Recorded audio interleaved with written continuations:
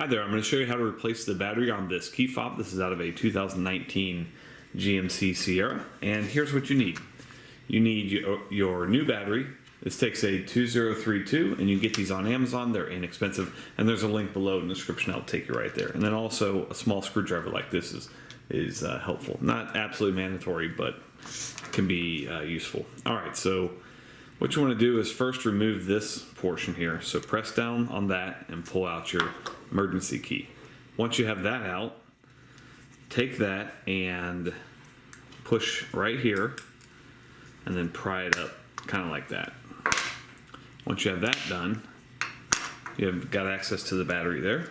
This is where I like to use the little screwdriver.